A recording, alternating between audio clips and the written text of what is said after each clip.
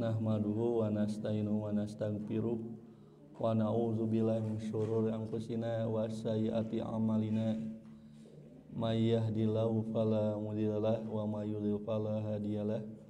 Asyhadu an la ilaha illallah wa la syarikalah wa asyhadu anna Muhammadan abduhu wa rasuluhu amma ba'du. Hadirin ikhwati iman, pertama-tama dan yang utama kita panjatkan puji syukur pada Allah Rabbul Ghafur, yang mana dengan inayah, iroda dan hidayahnya pada petang ini, sore ini kita masih diberikan kekuatan, kemampuan, kesempatan dan berbagai nikmat yang tak terhingga, sehingga dengan inayah, iroda dan hidayahnya alhamdulillah kita bisa bermuajah kembali, bertatap muka dalam rangka thalabul ilmi dan sekaligus mempererat silaturahmi. Semoga segala aktivitas kita yang tengah kita jalani khususnya dan seluruh aktivitas amal ibadah kita sepanjang hayat dicatat Allah selaku amal soleh bekal kita menuju alam akhirat. Hadirin ikhwatul iman rahimakumullah, kita lanjutkan kajian kitab Syarah Salasatil Usul. Kita masuk ke halaman 7 dari kitab yang telah dibagikan. Kita setelah membahas tentang 4 kewajiban kita, yaitu al-ilmu wal amalu wa da'watu wa sabru wa da'watu ilaihi wa sabru ala adzafihi. Itu 4 kewajiban yang mana setiap muslim mempunyai keharusan, kelaziman dan kemestian menyampaikan perkara ini kepada seluruh khalayak manusia, bahwa seseorang wajib berilmu.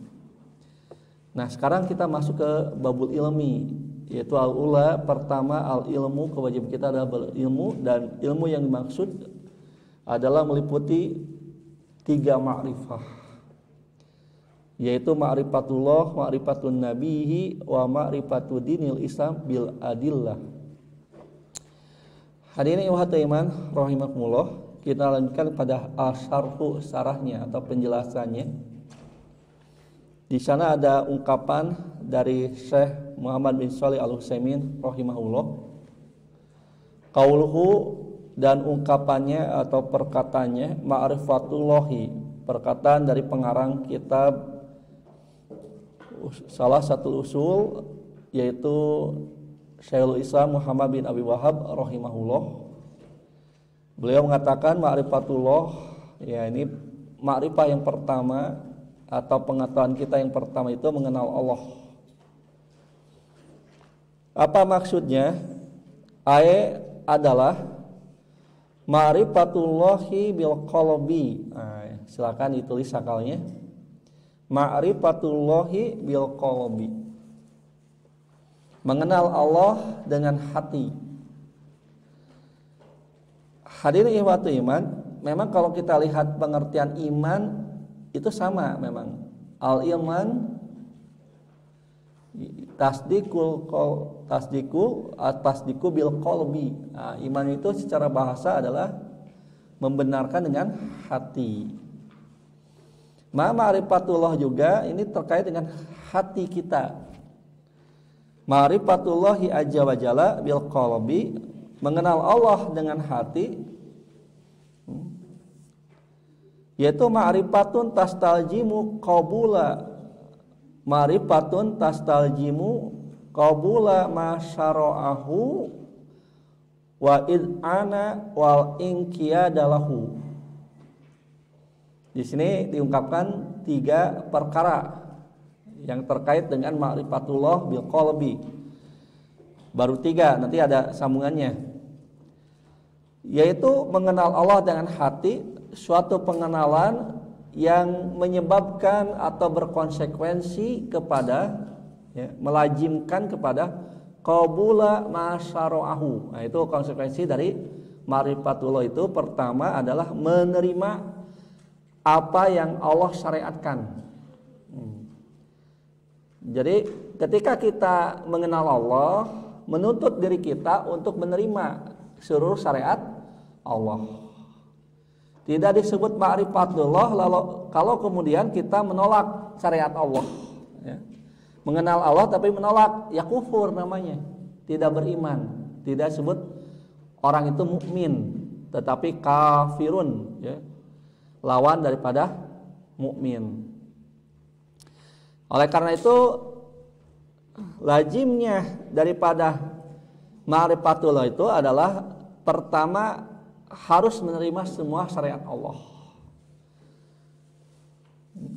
Qada syar'i istilahnya, keputusan Allah yang bersifat syariat, umpamanya terkait dengan kewajiban kita sehari semalam adalah sholat 5 waktu. Nah, ini kewajiban kita laksanakan. Wal id'ana wal inqiyada lahu, tunduk patuh terhadap kepadanya, terhadap perintahnya, gitu, terhadap syariatnya. Jadi konsekuensinya ma'rifatullah itu menuntut kita menerima, tunduk patuh dan melaksanakan seluruh syariat Allah. Ya tentu saja sesuai dengan kapasitas masing-masing. Ikhwah di sini dalam rangka thalabul ilmi, maka diantaranya adalah id'ana wal inqiyad terkait dengan thalabul ilmi, ikhlaskan niat dalam berthalabul ilmi umpamanya. Karena Allah memerintahkan wa ma umiru illa liya'budullaha mukhlishina lahuddin. Dan mereka sebetulnya tidak diperintah kecuali untuk mengikhlaskan pelaksanaan agama kepadanya. Maka ketika kita atau antum mencari ilmu agama termasuk tahfidul Quran, maka syarat utama itu adalah ikhlasun niat, mengikhlaskan niat, meluruskan tekad dan maksud kita.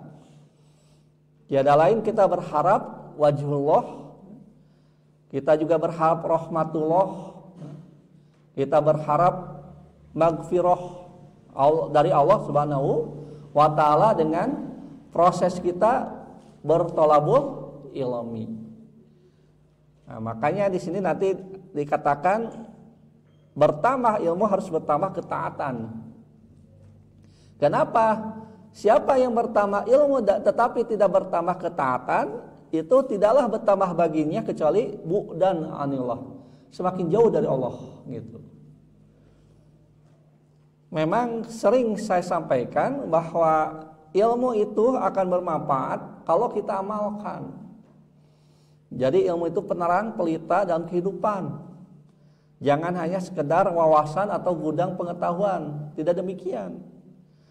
Tahu bahwa Allah itu punya hak, lalu haknya tidak ditunaikan alias diabaikan, maka itu tidak bermanfaat baginya ma'rifatullah. Dan itu tidak disebut ma'rifatullah. Mengenal Allah tidak demikian. Jadi konsekuensi atau tuntutan kita ma'rifatullah itu supaya kita qabul pertama menerima bahwa ini syariat dari Allah. Umpamanya kita menerima hukum halal haram, menerima kewajiban, menerima juga larangan dari Allah yang harus kita jauhi. Kemudian sikap kita yang timbul adalah id'ana wa inqiyada, tunduk patuh dan melaksanakan, gitu. Inqiyad melaksanakan apa yang disyariatkan. Alhamdulillah, ya.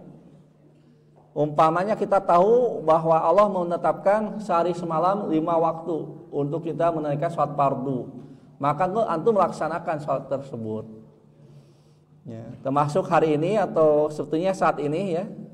Alangkah beruntungnya jika antum ada yang melaksanakan saum ayyamul bid, karena sekarang itu pertengahan bulan Shafar. Alhamdulillah kalau ada melaksanakan saum 3 hari di setiap bulan, seperti pada hari ini, malam ini itu memasuki pertengahan bulan. Ya mudah-mudahan ada yang melaksanakan.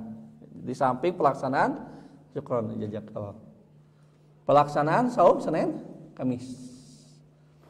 Nah, minimal lah kalau tidak ayyamul bid juga Senin dengan Kamis dibiasakan saum sunat bagi seorang penuntut ilmu sebagai bentuk mujahadatun nafsi, bersungguh-sungguh, ya, Atau ungkapan yang lebih ini jihadun nafsi, jihad melawan hawa nafsunya. Karena secara nafsu kita malas untuk saum, leres tuh, unggeknya rata-rata malas ya, apalagi saum sunat yang kadang tidak sempat sahur. Nah, sahur itu sebetulnya cukup satu surbatan min ma'in, satu gelas air ya. Bukan satu teko, satu gelas cukup ya, sekitar 25 cc umpamanya, atau 500 cc ya, setengah liter lah gitu, air putih ya. Apalagi kalau pakai kopi dan gula, wah sedap kan, pakai susu, kental manis, ya, kan nikmat ya. Ala kadar dengan satu kurma, satu butir kurma, semestinya kita kuat untuk saum sunat, Senin kan Kamis gitu.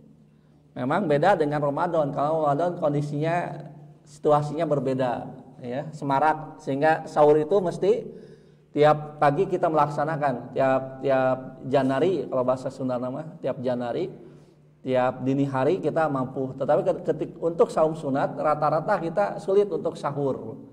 Nah, minimal antum ya kalau mampu menyediakan air putih satu gelas saja udah cukup menghilangkan haus ketika kita tidur. Nah, itu sudah barokah, kata Rasulullah SAW juga, cukup sahur itu dengan satu gelas air.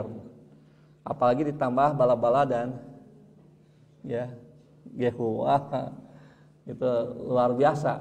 Ya. Tapi kalaupun tidak ada, bertahan, coba antum, dicoba ya, yang belum biasa coba dengan satu air saja antum sahur, niatkan sahur, ya.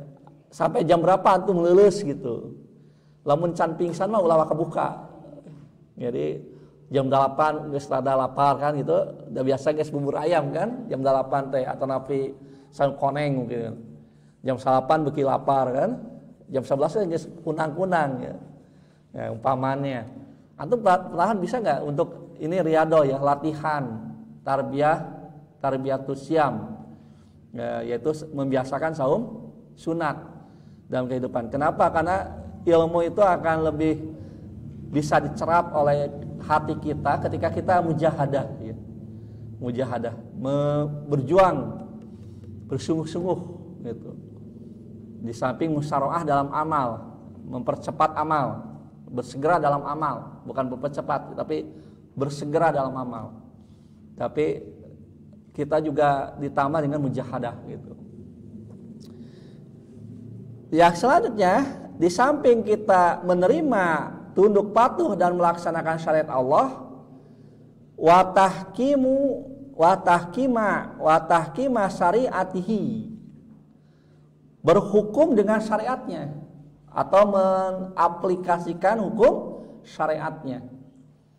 Tahkim ya, berhukum syariatihi dengan syariat dia, alati yang ja'a biha rasuluhu, alati yang ja'a biha rasuluhu Muhammadun sallallahu alaihi wasallam, yang dibawa oleh rasulnya yaitu Nabi Muhammad alaihi salatu wassalam. Tahkim ini dalam satu perkara yang umumnya misalkan persengketaan, perselisihan ya, kita bertahkim dengan Al-Qur'an dan As-Sunnah sebagaimana amanat Allah, wa in tanajatum fi syai'in farudduhu ilallahi wa rasulihi. Jika kalian berselisih pendapat, bersengketa dalam hal pendapat ya, bukan pendapatan, kan beda. Beda antara pendapat dengan pendapatan. Biasanya kalau beda pendapat biasa aman-aman saja. Nah, kalau sudah beda pendapatan, beda deui atau namanya rame. Nah, ketika ada beda pendapat, farudduhu, maka kalian pulangkan, kembalikan hal tersebut kepada Allah dan Rasulnya, itu kepada Al-Quran dan As-Sunnah. Ini adalah kaidah amah, kaidah yang umum yang mesti kita perhatikan dan indahkan. Jangan sampai diabaikan. Ketika ada perselisihan, lihat Quran dan As-Sunnah, itu bentuk tahkim terhadap syariat Allah Subhanahu wa taala yang dibawa oleh Rasulnya Muhammad sallallahu alaihi wasallam. Wa yata'arrafu abdu ala rabbihi bin nadri fil ayatil syar'iyyati ala rabbihi bin nadri fil ayati syar'iyyati fi kitabillahi azza wa jalla bin nadri fil ayati syar'iyyati fi kitabillahi azza wa jalla wa sunnati rasulihi sallallahu alaihi wasallam. Ya ta'arraful abdu, maka upaya bermakrifahnya seorang hamba kepada Rabbnya, proses makrifahnya itu, proses ya, adalah dengan memperhatikan bin nadri, dengan memperhatikan terhadap ayat-ayat syariat, ayat-ayat syar'i yang termaktub dalam Al-Quran dan sunnah Rasulnya alaihi salatu wassalam. Jadi ternyata sunnah Rasul pun itu adalah ayat-ayat syar'i, sunnah Rasul pun. Nah, makanya ada pendapat bahwa sunnah Rasul pun wahyu hakikatnya, wahyu yang atau ayat yang matlu, ayat yang dibacakan. Nah, ini ungkapan dari Syekh Utsaimin.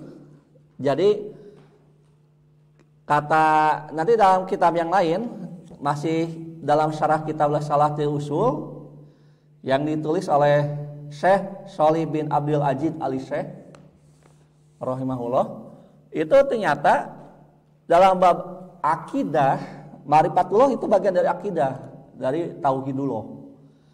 Dilarang kita berlaku taklid, percaya buta atau mengikuti pendapat tanpa mengetahui dalilnya.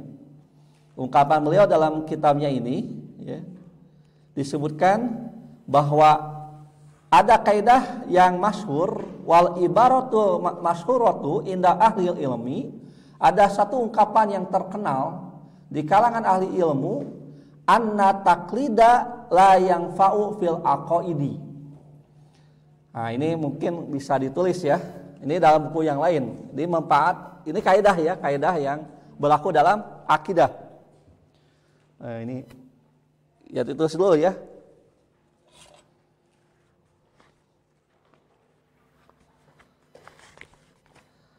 Nah, ini kaidah kata Syekh Shalih bin Abdul Aziz. Nah, karena di awal kalimat pakai in aja. Innal taklida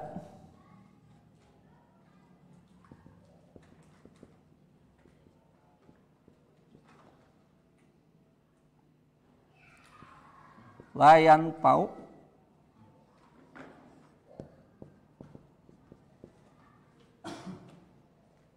bil aqaidi.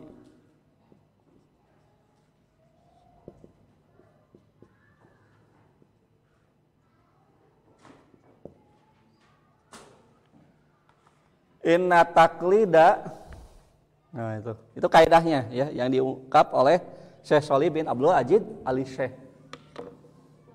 Nah, kata beliau bahwa ada ungkapan terkenal ya, al-ibarah masyhurah inda ahli ilmi, di kalangan ahli ilmu, maksudnya di kalangan ulama, yaitu inna taklida, ya, sesungguhnya taklid itu, inna taklida, sesungguhnya taklid itu la yanfa'u, tidak akan memberikan manfaat, tidak akan berfaedah fil aqaidi, dalam masalah akidah.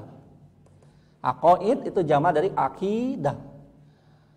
Akidah yang dimaksud secara umum adalah al-imanu ya, keimanan, rukun iman dan konsekuensi keimanan, serta tentu saja harus mengenal juga apa saja yang membatalkan keimanan. Nah, dalam masalah-masalah akidah itu dilarang taklid gitu. Makanya yang pertama itu al-ilmu, berdasarkan firman Allah, fa'lam annahu la ilaha illallah. Itu perintah wajib. Tidak boleh kita abaikan. Nah, sehingga kata ulama, kalau tidak salah saya baca pendapat dari Syekh Muhammad bin Shalih Al-Utsaimin juga, atau ulama yang lain, bahwa justru ilmu tauhid, ilmu akidah itu merupakan ilmu keniscayaan. Fardu ain yang tidak ada uzur untuk tidak mengetahuinya.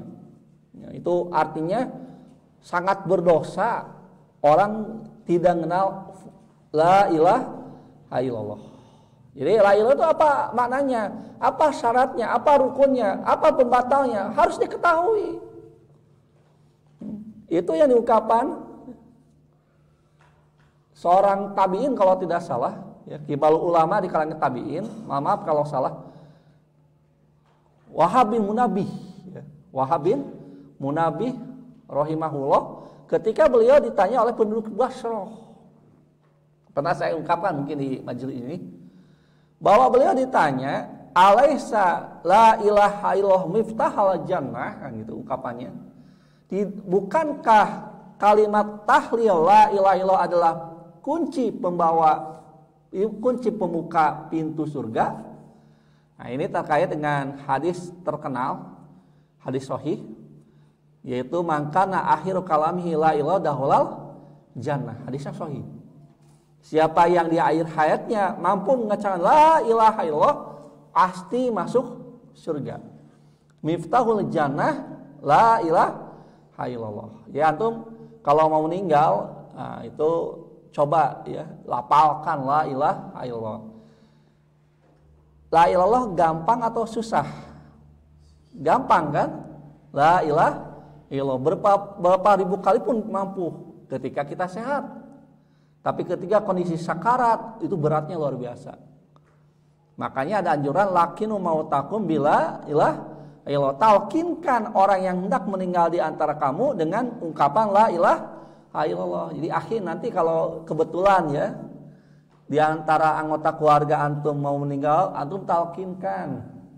Jangan nangis dulu, nangisnya ditunda ya. Nantilah. Nah, jadi ketika misalkan ibu antum mau meninggal, ayah antum mau meninggal atau adik kakak antum mau meninggal, nah antum hampiri lalu kepalanya kita naonnya bahasa Sunda nama ditangkep lah.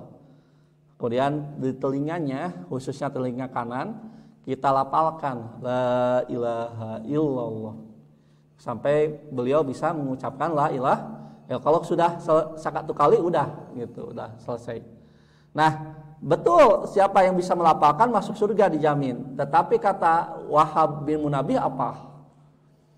Ya, beliau mengatakan alaisa kullu miftahin lahu asnan, alaisa tidakkah ya kullu miftahin bahwa setiap kunci lahu asnan bergerigi ya, kunci tahu kunci ya bergerigi itu kan reregian ya, aya teu kunci nu lempeng ya, aya kunci letter T nya bikin maling eta mah lempeng cenah. Nah, tapi kalau kunci yang normal itu bergerigi, maka kata beliau Wahab bin Munabih, idza ji'ta bimiftahin lahu asnan futihat lak. Jika engkau di akhirat kelak membawa kunci bergerigi, kunci yang ada giginya, maka pintu surga pun akan dibukakan untukmu. Wa illa, tetapi kalau tidak membawa, ya tidak lam yuftah, tidak akan dibuka gitu. Nah, itu yang kemudian oleh ulama disebut syurutu tauhid atau syurutu la ilaha. La ilaha itu punya syarat-syaratnya gitu. Nah, syarat-syarat la ilallah, rukun la ilallah dan pembatal la ilallah dengan kata lain adalah rukun tauhid, ya, syarat tauhid dan pembatal tauhid harus tahu gitu, harus mengetahuinya. Tidak boleh taklid. Minimal kata Syekh Shalih bin Abdul Ajid al-Syekh pernah mendengar bahwa itu ada dalilnya, pernah didengar walaupun mungkin kita keterbatasan hafalan, mungkin lupa lagi, tetapi pernah melihat, telah membaca, itu ada dalilnya gitu. Dalam bab akidah harus seperti itu. Misalkan antum kenapa percaya adanya malaikat? Kenapa percaya adanya kitab? Kenapa harus ada percaya pada hari akhir? Nah, ini harus tahu dalilnya. Nah, itu yang disebut oleh Syekh Utsaimin, ya ta'aruful abdu ala rabbi bin nadri fil ayatil syar'iyyah. Jadi metode pertama dalam bab akidah itu melihat dalil-dalil gitu. Ini berbeda dengan ilmu kalam yang menyatakan bahwa untuk ma'rifatullah itu cukup dengan melihat ayat-ayat kauniyah gitu. Nah, sedangkan Ahlussunnah wal Jamaah, ya, Ahlussunnah firqah Ahlussunnah wal Jamaah, ya, itu mengatakan bahwa sesuai dengan ungkapan Syekh Utsaimin, ya ta'araful abdu ala rabbi binadri fil ayati syar'iyyati fi kitabillahi azza wa jalla wa sunnati rasulih sallallahu alaihi wasallam. Wah, ketika kita mengenal Allah itu, siapa Allah, sifat Allah dan sebagainya, hak-hak Allah terkait rububiyah uluhiyah, maka itu pun harus tahu dalilnya gitu. Harus mengenal, tidak boleh taklid. Apa itu taklid? Taklid itu kalau secara usul fikih itu kan qabulu qaulul qaili wa anta la ta'lam aw la tadri min aina mahaduhu, kan itu secara kaidah usul fikih. Disebut taklid itu engkau menerima pendapat orang tapi engkau tak tahu pendapat itu diambil dari mana gitu. Maka disebut taklid itu kalau bahasa Sunda itu turut munding. Batur kieu turut gitu. Nah, itu taklid. Dalam bab akidah tidak boleh taklid. Antum misalkan bab malaikat. Siapa yang tahu jumlah malaikat berapa? Atau yang dikenal ya di pelajaran ibtidaiyah bahwa nama malaikat ada 10 kan itu. Walau itu sebetulnya bukan pembatasan, mulai dengan malaikat Jibril, Mikail, Israfil, Ijrail, Munkar Nakir, Raqib Atid, Malik dan Ridwan. Itu bukan pembatasan. Karena dalam 10 itu sebetulnya ada nama malaikat dalam Al-Qur'an tidak disebut. Siapa coba? Jabaniyah. Jabaniyah itu nama malaikat dalam surat Al-Alaq ya. Apa bunyi ayatnya itu? Sanadu Payad unadiyah sanadu jabaniyah. Jaban itu nama malaikat. Dan itu terkait dengan siksa neraka. Maka janganlah ingin bertemu dan bertaaruf dengan jabaniyah. Itu sama dengan ingin bertemu dengan malakul Malik, ya malaikat Malik. Ya. Dan penamaan malaikat penjaga surga Ridwan juga dalilnya kan berat, nggak ada dalilnya sebetulnya penyamaan Ridwan terhadap malaikat penjaga surga. Terlepas dari kontroversi dalil terhadap itu, maka mestinya kita yakin adanya malaikat itu berdasarkan perintah Allah, petunjuk Rasul dalam Al-Quran dan As-Sunnah. Misalkan kita yakin rukun iman itu 6. Nah, yakinnya kita rukun Islam itu 6, itu berdasarkan dalil yang termaktub dalam Al-Quran dan As-Sunnah. Umpamanya salah satu dalil yang menunjukkan rukun iman itu 6 adalah hadis tentang Jibril yang datang kepada Nabi Muhammad SAW yang berdasarkan riwayat Imam Muslim dalam kitab Jami' Shahih beliau, dalam kitab Sahih Imam Muslim dari Umar bin Khattab radhiyallahu anhu. Nah, itu yang diuraikan secara tekstual, mantuk, bahwa rukun iman itu adalah 6. Ketika malaikat Jibril datang pada Rasulullah SAW dalam kondisi beliau itu adalah orang yang sangat rapih, putih bajunya sangat bersih, terus rambutnya sangat hitam bersih gitu, rapih. Datang pada Rasulullah SAW, kata Umar bin Khattab, kami tidak tahu siapa beliau, tetapi tidak ada bekas bepergian. Artinya kalau disebut orang jauh, teu aya urut angkatan ya. Kan kalau orang jauh itu pasti kelihatan lah lesu kan itu ya, berkeringat kan itu jauh umpamanya. Kan kita bisalah bajunya juga kecel kan itu, koi beungeut nama seuseun gitu. Kan gitu. Eta jama jauh lah misalkan kan kotor, berdebu. Nah, ini malak Jibril itu datang, tidak ada yang kenal, bukan orang dekat dan bukan orang yang jauh, karena disebut jauh juga tidak ada bekas bepergian. Lalu datang para Rasulullah SAW di depan sahabat. Setelah dekat, beliau mendekatkan lutut beliau dengan lutut Rasulullah SAW, dan ini adalah satu perkara yang dianggap asing di kalangan sahabat, karena tidak ada seorang sahabat pun yang berani seperti itu dalam posisi duduk. Ya. Kemudian tangan beliau itu disimpan di paha Rasul kan, sambil berkata, ya Muhammad, akhbirni anil iman al-Islam. Yang pertama Islam ya, akhbirni anil Islam. Nah, beritahu kepadaku apa itu Islam kan gitu. Hadisnya itu kan ma'ruf ya, terkenal gitu, populer. Kemudian Rasul menjawab dalam hadis itu bahwa Islam itu rukun Islam. Nah, terkait dengan akhbirni anil iman, Rasul menjawab rukun iman yang 6 gitu. Nah, itu kita berarti yakin bahwa rukun iman itu 6 sebagaimana jawaban Rasul pada malaikat Jibril kan gitu. Itu salah satu bentuk bahwa di sini dikatakan ya ta'arafu abu rabbahu binadri fil ayati syar'iyati fi kitabillahi wa sunnati rasulihi sallallahu alaihi wasallam. Itu tentang rukun iman umpamanya. Nanti juga terkait dengan tauhidullah umpamanya. Kenapa kita yakin hak rububiyah Allah, hak uluhiyah Allah, dan meyakini tauhid asma wa sifat, itu semua berdasarkan dalil gitu. Maka rukun iman saja yang 6 itu tidak boleh dikurangi, tidak boleh ditambah gitu. Kalau nanti konsekuensinya berat.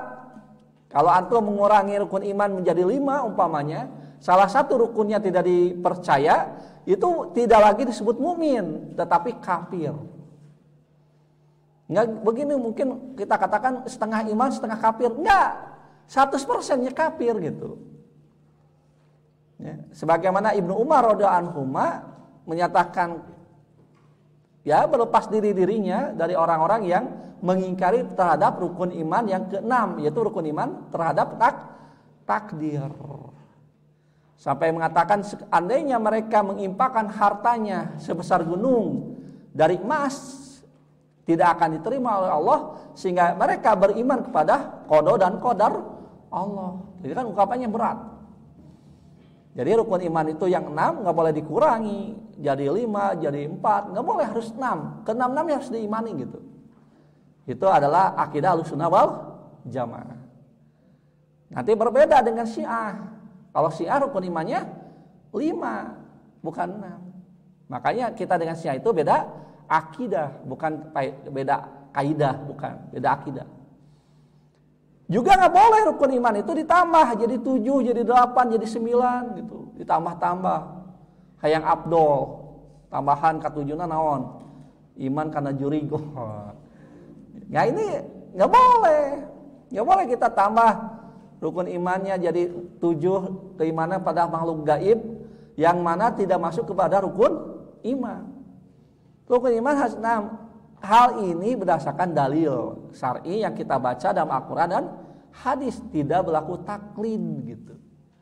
Untuk cek ulama kieu lalu kita terima gitu tanpa reserve, tidak demikian. Kita harus melihat dalil, tetap melihat dalil. Ada tidak dalilnya? Misalkan ya terkait dengan rincian-rincian rukun iman itu. Kenapa kita iman pada kitab saja? Itu kan ada 4 kitab yang disebut namanya Al-Quran dan kita imani. Mulai dari kitab pertama apa?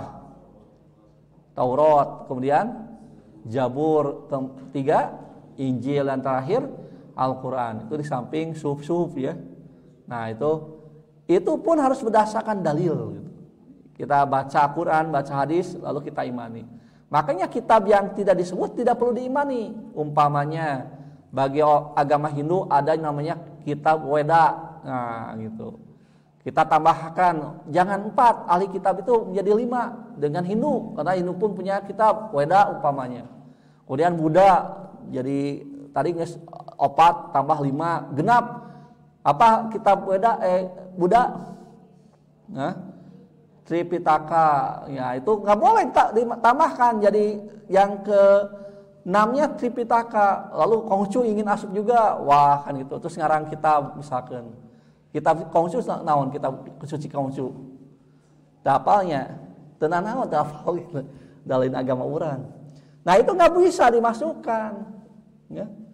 Dalam agama kejawen ada misalkan satu kitab namanya Darmo Gundul ya kalau nggak salah, Gatoloco. Nah, itu kan ngaraco lah gitu. Jadi itu kan boleh dimasukkan. Kenapa? Karena bukan kitab suci yang diturunkan oleh Allah kepada Rasulnya. Itu mah kitab karangan manusia, nggak bisa dimasukkan. Orang Ahmadiyah saja punya kitabnya nama Tadkiroh. Kemudian ada lagi yang kemarin heboh itu yang pernah kita bahas, Habahai. Nama kitab sucinya apa? Aduh, apalagi kemarin mah sempat hafal ya. Nah, itu nggak boleh dimasukkan. Kenapa? Semua di luar Jabur, di luar Taurat, Injil dan Quran itu bukan kitab suci dari Allah Subhanahu wa taala. Nah, seperti itu sikap kita. Ya, tidak berdasarkan hanya berita dari orang atau dari guru tanpa dilihat dulu dalilnya. Nggak boleh. Termasuk ibadah juga nggak boleh taklid. Kalau urusan yang lain mungkin boleh ya, seperti urusan duniawi antum taklid nggak jadi masalah. Ya, misalkan dalam ilmu matematika untuk taklid 2+2 adalah 4 umpamanya. Itu tidak pernah kita protes umpama. Taklid we teu masalah itu ada urusan dunia. Agama tidak bisa. Kenapa sholat harus begitu dan begini rukunnya, syaratnya, pembatalnya. Nah, itu karena berdasarkan dalil-dalil itu. Bagi antum sebagai thalabul ilmi itu harus dicari dalilnya, dipelajari baru kita meyakini. Nah, kemudian wan nadru fil ayatil kauniyati. Yang kedua, wan nadri berarti ya, karena atop kepada winadri fil ayatil syar'iyah. Jadi langkah pertamanya kita mengetahui Allah itu, mengenal Allah dengan cara melihat ayat-ayat syar'i yang termaktub dalam kitab suci Al-Qur'an dan hadis Rasulullah SAW. Yang kedua tekniknya baru gitu, wan nadri fil ayatil kauniyati. Nah, ini membedakan dengan aliran atau sekte yang lain dari ilmu kalam, bahwa mereka menetapkan ma'rifatullah itu binadri fil ayatil kauniyah dulu. Nah, sementara Ahlussunnah wal Jamaah menyatakan kita ke dalil dulu, bukan kepada ayat-ayat kauniyah, kejadian-kejadian alam, bukan. Kejadian alam itu hanya menguatkan keimanan kita saja. Asas keimanannya ayat-ayat syar'iyah gitu. Yang kedua baru wal nadri fil ayatil kauniyatil lati hiyal makhluqatu. Nah, wal nadri itu meneliti ya, melihat, memandang terhadap ayat-ayat kauniyah. Ayat-ayat kauniyah itu ayat-ayat kejadian terkait dengan fenomena alam umpamanya. Alati hiya makhluqatu, yang itu terkait dengan penciptaan makhluk ya, makhluk-makhluk ciptaan Allah. Seperti benda langit gitu, umpamanya ada bulan, ada bintang, ada matahari. Kemudian peristiwa harian kita, ayat-ayat kauniyah seperti adanya malam dan siang umpamanya. Nah, ini semua kita hanya jadi sarana kedua setelah kita meyakini berdasarkan dalil syar'i. Itu namanya dalil kauni. Dalil kauni hanya sebagai penguat saja. Fa innal insana kullama nadoro fil tilkal ayati izdada ilman bi khaliqihi wa ma'budihi. Fa innal insana, karena manusia itu kullama nadoro, setiap melihat. Kullama diartikan setiap. Nadoro dia memandang, dia melihat, dia memperhatikan. Petil kal ayati, terhadap ayat-ayat tersebut, yaitu ayat-ayat kauniyah, tanda-tanda kebesaran Allah yang terhampar di fenomena jagat raya ini, termasuk bumi dan galaksi umpamanya. Antum lihat, apalagi antum pernah ke box, ya boxa itu adalah kelompok bintang. Oh, itu akan bertambah keimanan kita, betapa besarnya kekuasaan Allah itu, luar biasa. Ya, pernah di Madinah, konon juga di samping Masjid Nabawi ada satu ruangan ya, satu gedung yang terkait dengan kosmologi ya, yaitu penciptaan alam semesta dan astronomi. Bagaimana dilihat sehingga kita semakin sadar gitu, bahwa kita itu makhluk yang kecil sekali. Dibanding debu pun kita lebih kecil dari debu gitu. Betapa tidak? Karena bumi yang kita injak itu dibanding dengan bintang dan galaksi, onan-onan gitu. Padahal bumi yang kita injak kan bagi kita sangat luas, ya. Antum di Padalarang pernah tidak usuk-usukan, asak-asakan gitu ya, mencari ya denah gitu dari ujung Padalarang ke ujung Padalarang yang lain, pernah nggak? Sampai di Papa gitu, sehingga mungkin butuh harian ya, beberapa hari gitu. Ganggang itu kan betapa luasnya gitu, Padalarang, tarik Padalarang kita teh, can Bandung Barat gitu. Bandung Barat tuh ternyata memang luas juga gitu, lega gitu, luar biasa. Antum pernah ke Cipeundeuh? Yang Cikalong Wetan gitu ya, Cikawet itu Cikaweng Wetan. Coba tuh ukur dari Cikawet ya, Cikalong Wetan, Cipeundeuh, lalu ditarik ke Rongga gitu. Wah, beak waktu orangnya ngukur namanya. Bakating ku legana Kabupaten Bandung Barat. Ternyata kalau kita lihat peta yang lebih luas, makrokosmo, yaitu penciptaan langit dan bumi, wah, naonan Bandung Barat, leutik, komo urang gitu. Ini menunjukkan bahwa kita kalau berlaku sombong, aduh itu mah nista maja utama gitu. Orang teh naonan tapi disombongkeun kok sombong naonna gitu. Awak leutik, ya. Katingan batu oge pencet urang mah. Ngelawan ieu. Mata kita semua dengan ayat kauniyah itu ingin menjadarkan gitu bahwa Allah itu Maha Kuasa, Allah itu Maha Besar, dan Allah Maha Pencipta terhadap segala sesuatu. Nah, itu yang disebut wan nadri bil ayati kauniyah. Kemudian dikatakan kulama nadafitil kal ayati, setiap orang itu memandang dalam ayat-ayat tersebut isdada ilman, maka akan bertambah ilmunya, akan bertambah wawasannya, bihalikihi terhadap penciptanya, wa ma'budihi dan zat yang disembahnya, kepada sesembahannya, yaitu Allah Subhanahu wa Ta'ala. Jadi setiap kita melihat ayat-ayat kauniyah semakin sadar bahwa kita sangat kecil dan pencipta kita itu Allah Subhanahu wa Ta'ala sangat besar dan kuasa. Semakin mengenal Allah, maka semakin tunduk kepada perintahnya. Qala Allahu azza wa jalla, Allah pun berfirman dalam surat Ad-Dariyat, wa fil ardi ayatul lil mukminin wa fi anfusikum afala tubsirun. Dan di dalam bumi ini, ya di bumi ini yang kita injak, bumi yaitu maksudnya mah ini ya, alam yang kita ada di dalamnya, ayatun terdapat berbagai ayat lil mukminin bagi orang yang yakin. Mukminin itu adalah sigoh isim fa'il dari yakin ya.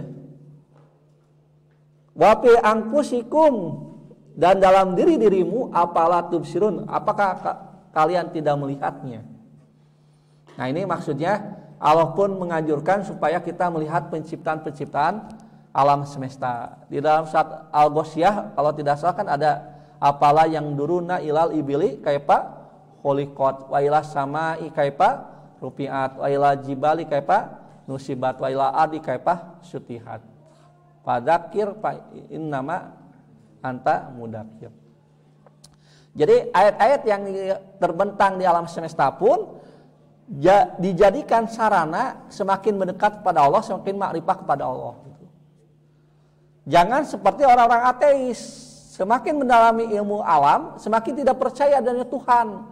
Kan jadi aneh, kontraproduktif gitu. Ilmuwan muslim, saintis mukmin, semakin mendalam kepada ilmu pengetahuan alamnya, itu semakin dekat pada Allah gitu, semakin cinta pada Allah, semakin tunduk dan patuh pada perintah Allah, semakin sadar dirinya membutuhkan Allah. Sementara ilmuwan yang kafir, ilmuwan yang tidak percaya Tuhan, itu begitu mereka mendalami alam semesta, semakin yakin bahwa semesta itu tidak diciptakan oleh zat yang namanya Tuhan. Kan aneh. Itu yang dialami oleh ilmuwan ateis, semakin tidak percaya adanya Tuhan. Nah, kita tidak demikian. Posisi kita itu kalau antum misalkan nanti ke depan memperdalami ilmu, baik ilmu itu disebut aja ilmu yang berkaitan dengan alam semesta, ilmu yang berkaitan dengan sosial kemasyarakatan, ilmu-ilmu saintis gitu.